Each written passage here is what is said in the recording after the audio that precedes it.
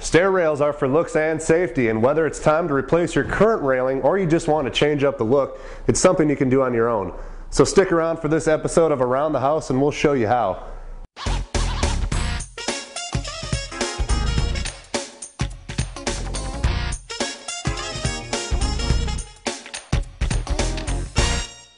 Today we're here with Scott Ferroni from Colonial Elegance. Now Scott, how easy is it to put in your own railing? It's very simple, Jake. Today we're going to show you very simple steps from Colonial Elegance how to install a beautiful, elegant staircase in your home.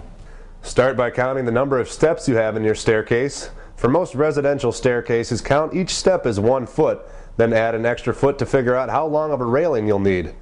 For example, for 12 steps, you should purchase at least 13 feet of railing.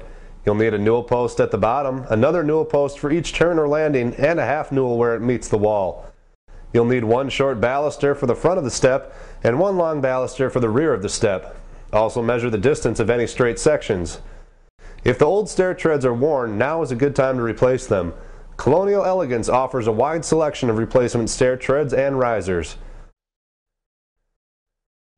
First, drill pilot holes in the half newel. We're using 3-inch construction screws to anchor it to the wall studs. The bottom screw is covered with a plug. The top screw is hidden by the handrail. The height of the handrail depends on the height of the balusters. For 36-inch balusters, the center of the handrail should be positioned 35.5 inches above the floor.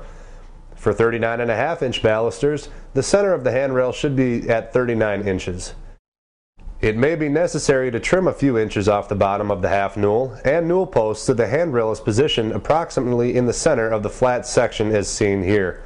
For this installation, we trim 5.5 inches from the bottom of the newels.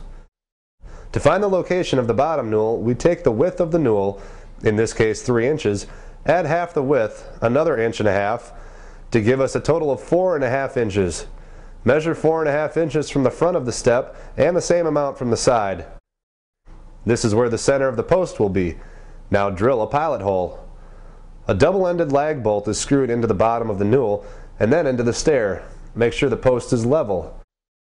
Then lay the handrail section on the treads of the stairs and mark both ends at the correct angle to meet the posts. Carefully cut the handrail at this angle. Next, 3/4 inch holes are drilled in each stair tread to receive the balusters.